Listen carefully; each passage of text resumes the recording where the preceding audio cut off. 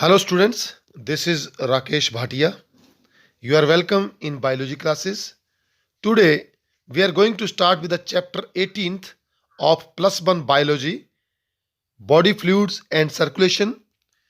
And in this chapter we will cover blood, lymph, plasma and its formed elements in today's lecture.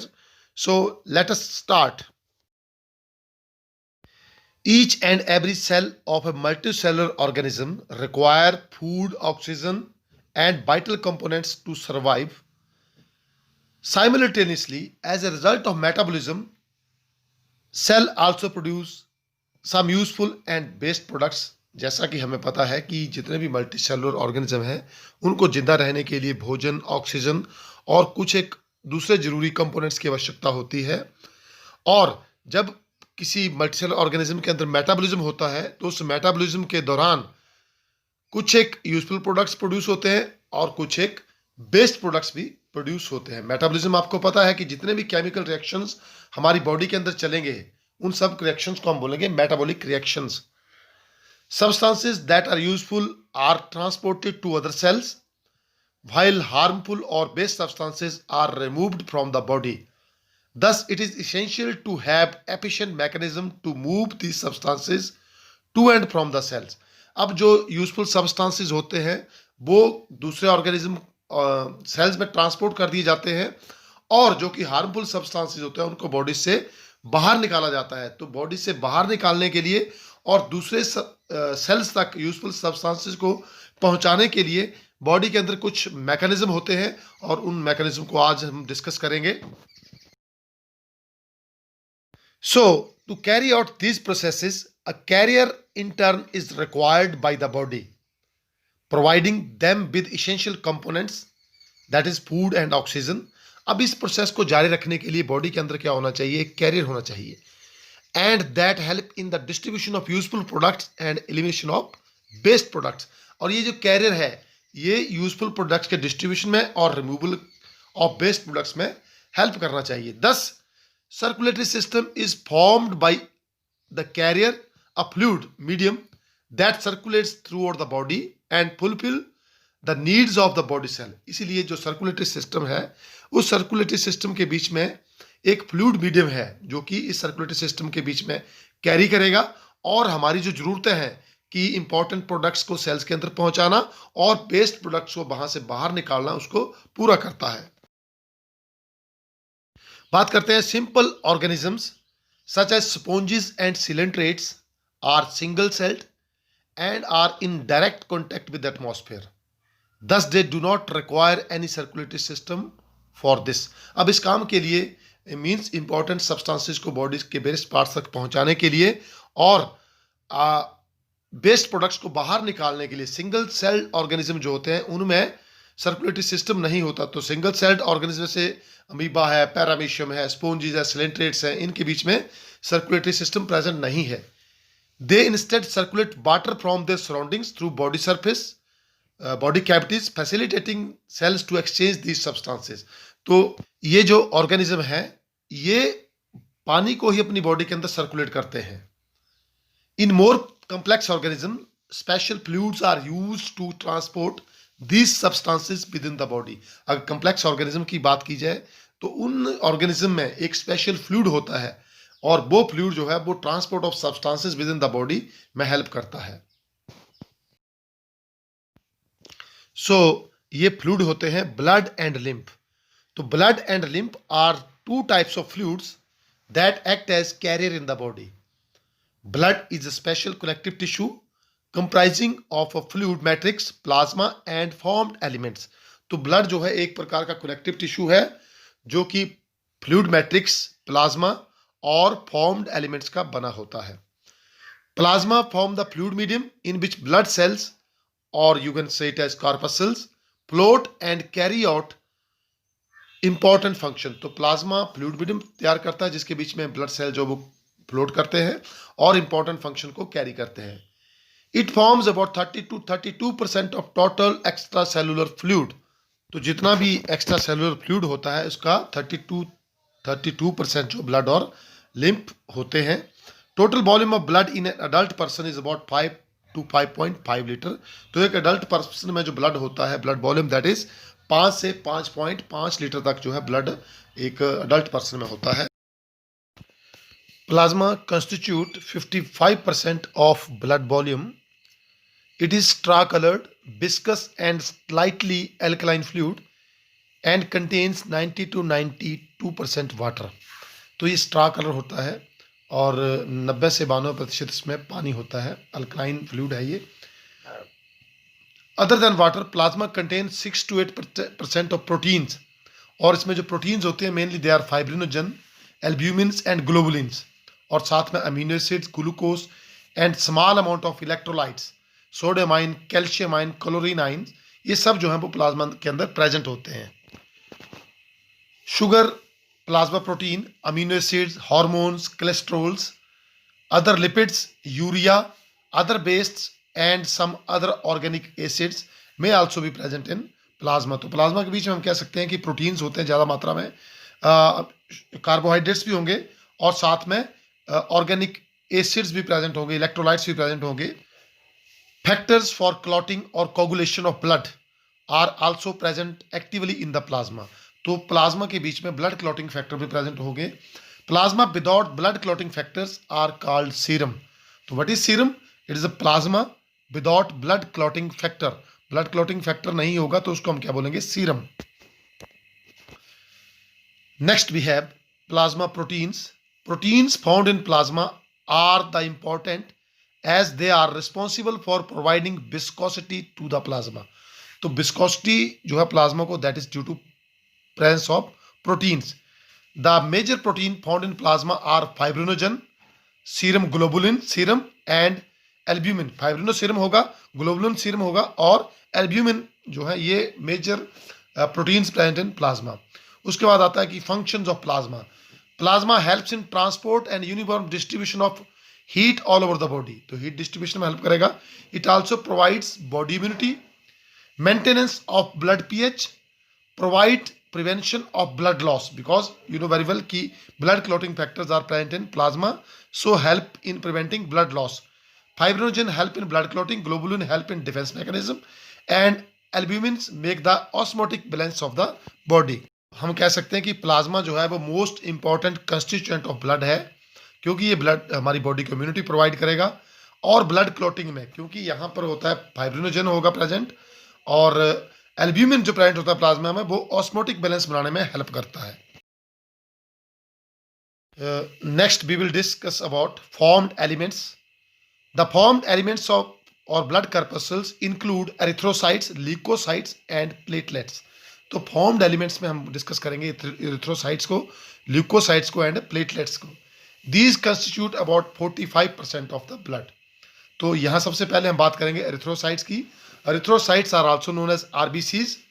These are the most abundant of all cells found in the blood।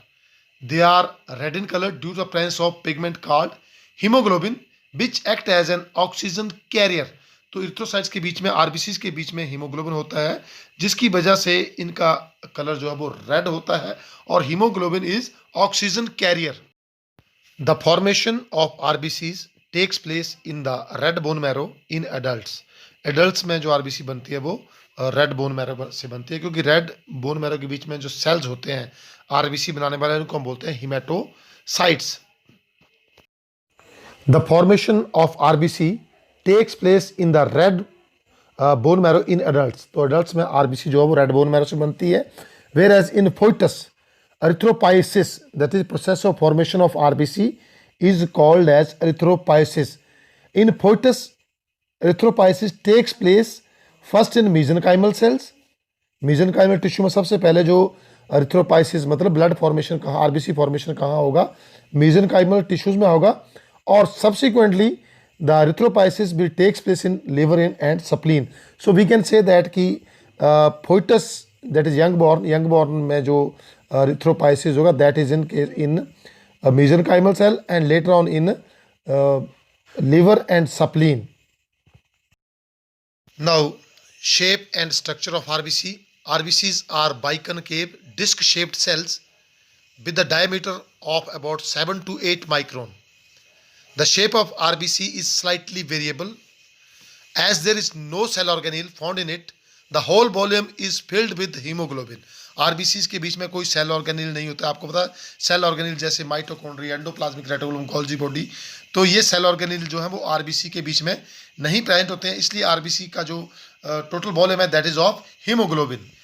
Camel and llama are exceptional among mammals in having oval RBCs and nucleated RBC। इनके बीच में camel और इलामा की जो RBC that is exception, और इनकी RBC के बीच में क्या होता है, nucleus is present in the RBC of camel and llama. अगर नंबर की बात करें, a healthy individual has about 12 to 16 grams of hemoglobin in every 100 ml of blood। तो हेल्दी इंडिविजुअल जो होता है उसमें 12 से 16 ग्राम तक का हीमोग्लोबिन होता है 100 ml ऑफ ब्लड में। In man the average number of RBC is about 5 to 5.5 million per cubic millimeter of blood, and in women average number of RBC is about 4 to 5.4 millimeter cube of blood। You can see red blood cells, platelets, white blood cells, plasma, blood vessels in the diagram।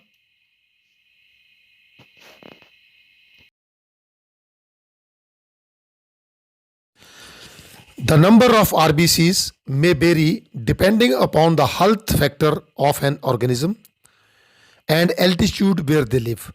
तो RBCs का number जो है वो health और altitude पे भी depend करता है। Person who lives at 18,000 feet may have as many as 8.3 into 10 raised to power 6 RBCs per liter। एक लीटर में 8.3 into 10 raised to power 6 RBCs होंगे। If a fall in number of RBC occurs, the condition is called as anemia। अगर RBCs का number किसी individual के अंदर कम हो जाता है तो उसको हम बोलेंगे कि ये पर्सन जो है अनीमिक है, और इसको बीमारी को हम बोलेंगे anaemia. Whereas increase in the number of RBC that is called as polycythaemia. अगर किसी इंडिविजुअल के अंदर नंबर ऑफ आरबीसी इंक्रीज कर जाता है तो उस कंडीशन को हम बोलेंगे पोलीसाइथीमिया। तो you have remember anaemia and polycythaemia. Next, life span of RBC. Total life span of RBC is 120 days. एक लाइफ आरबीसी का life span that is 120 days के बीच में होता है। Next, there is disintegration of RBC. The process of disintegration of RBC occurs in liver. मतलब RBC जो टूटती है वो कहाँ टूटेगी, लिवर में। The Kupffer cell of liver help in complete disintegration process. तो जो आरबीसी का डिसइंटीग्रेशन प्रोसेस जो है वो कहाँ होगा, लिवर्स के अंदर कुफर सेल प्रेजेंट है। The haemoglobin is disintegrated to release iron. Free iron is transported back to bone marrow and the debris that remains form two toxic pigments that is bilirubin and biliverdins। तो haemoglobin जो है वो iron तो release कर देगा और iron जो है वो बैक बोन मैरो में चला जाएगा, और जो डेब्रिज बच जाएंगी वो टू टॉक्सिक पिगमेंट्स बनाएंगी जिसको हम बोलेंगे बिलीरुबिन एंड बिलीवर्डिन। तो बिलीरुबिन और biliverdin that are formed in by the disintegration of RBCs in the liver, and these bilirubin and biliverdin, you know very well, these provides the color to the feces। जो feces को color provide होगा that is due to dead RBCs, and dead RBCs they produce pigment bilirubin and biliverdin। The remaining membrane of RBCs are known as ghost। मतलब जो membrane RBCs की बच जाएंगी which are without hemoglobin that are called as ghosts and is transported to spleen where it is gets destroyed completely। तो spleen is known as the graveyard of RBC। तो RBC का graveyard जो RBC की जो remain बच जाती है that is destroyed totally in the spleen। Next we will discuss about the leukocytes that are also called as WBCs, white blood cells। These are known to be the most active and motile constituent of blood as well as lymph। तो blood और lymph के जो most active constituent that are the WBCs। They do not possess the red color pigment hemoglobin in them, so they are colorless in nature। ये colorless होते हैं। They are nucleated and generally short lived। Nucleated है और generally थोड़े समय के लिए रहते हैं. Means the life span of WBC is 13 to 20 days. The number of WBCs are relatively less. There are about 6,000 to 8,000 WBCs in cubic meter of blood. The white blood cells or leukocytes are of two types, that is granulocytes and agranulocytes. So first we will discuss granulocytes. They contain granules and have regularly lobed nucleus in the cytoplasm. तो granulocytes का nucleus कैसा होगा? Lobed होगा. The granulocytes are further subdivided into three main types. First is neutrophils. These are most abundant cells. They are about 60 to 65% of the total WBC. तो total WBC का 60 to 65% जो होगा that are neutrophils. They stain equally well with acidic as well as basic dyes because they are neutral in nature. These are phagocytic cells and destroy foreign organism entering the body. तो neutrophils का जो nature है, they are phagocytic and they destroy all the cells which are entering in the body. You can see red blood cells, white blood cells and platelets in the diagram. तो RBC का जो life span है that is about 120 days and WBC का life span that is 13 to 20 days. Next we have eosinophils. They are characterized by their bilobed nucleus. तो इनका nucleus कैसा होगा? Bilobed होगा. They are stained bright red color with acidic dyes due to the presence of numerous coarse granules. तो इनके बीच में बहुत सारे ग्रैन्यूल्स हो गए जिसकी वजह से इनका कलर जो है वो रेड हो जाएगा, bright red. Such as with eosin dye के साथ इसका कलर जो है that will become red. They are about 2 to 3% of total WBC. They resist infections and are also associated with all allergic reactions. They also help in dissolving blood clot. They help to destroy the toxic substances present in the body. During allergic conditions, the number of eosinophils increases in the body. तो जब किसी individual को allergy हो जाती है तो हम कह सकते हैं कि उसकी बॉडी के अंदर WBCs में eosinophils का लेवल जो है वो इंक्रीज हो गया होता है. Next we have basophils. They contains fewer coarse granules than the eosinophils and can be stained with basic dyes such as methylene blue. They are found least abundantly, about 0.8 to 1% among WBCs. They secrete histamines, serotonins, heparins, etc. and are involved in inflammatory reactions. तो basophil जो वो histamine जो कि allergy causing chemical है, serotonin that also causes allergy and heparin that prevents blood clotting, तो ये produce करते हैं. Next we have agranulocytes. They lack granules and have non-lobed rounded or oval nucleus. Agranulocytes are of two types. Lymphocytes. So what are lymphocytes? They are smaller in size and have a rounded nucleus. Lymphocytes are of two types, B cells and T cells. B lymphocytes and T lymphocytes. Both of these are responsible for immune response of the body.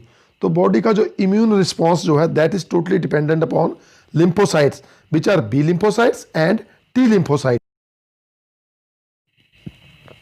Next we have monocytes. These are largest of all WBCs. तो जितने भी WBCs हैं, चाहे neutrophils हैं, चाहे eosinophils हैं, चाहे basophils हैं, चाहे इन सब में जो सबसे बड़ा है that is monocytes. They are very few in number. Monocytes are also known as macrophages. हम due to large size macrophage कह सकते हैं. They help to kill foreign particle. तो ये भी जो है वो foreign particles को ही kill करते हैं. तो हम कह सकते हैं कि WBCs they constitute the defense mechanism of the body, or WBCs are also called as the soldiers of the body. You can see in the diagram have neutrophils, erythrocyte, WBCs, RBCs, eosinophil, platelets, monocytes, lymphocytes, basophils. So you can see and differentiate between them. Next we will discuss about blood platelets or thrombocytes. These are cell fragments produced from mega karyocytes that is special cells found in the bone marrow. तो bone marrow के बीच में special cells होते हैं जिनको हम बोलते हैं मेगा कैरियोसाइट्स, और मेगा कैरियोसाइट्स जो है they will form blood platelets. Structure: these are oval shaped disc like cells found only in mammalian blood. These are devoid of nuclei. Platelets contain mitochondria, Golgi bodies, and some other structures such as granules, tubules, filaments of actin and myosin, and ADPs, etc. तो इनके अंदर जो है वो cell organelles भी present होंगे। Number blood normally contain 1,50,000 to 3,50,000 platelets per cubic millimeter। पर cubic millimetre में जो है वो 1.5 लाख से लेके 3.5 लाख तक प्लेटलेट्स होंगे, थ्रोम्बोसाइट्स होंगे। Reduction in their number can lead to clotting disorders which will lead to excessive blood loss from the body. अगर प्लेटलेट्स का नंबर कम हो जाता है तो क्लॉटिंग डिसऑर्डर हो जाएंगे, और एक्सेसिव क्लॉटिंग से क्या होगा कि व्यक्ति की डेथ भी हो सकती है। The life span of platelets is about 7 to 12 days, and the formation of thrombocytes is called thrombopoiesis. Then we have the functions of blood platelets. Their main function in the body is to release a variety of substances, most of which are involved in coagulation or blood clotting. तो platelets का जो main major function है that is blood clotting. Then we can discuss the difference between red blood cells and white blood cells. So you can write this difference on your notebooks.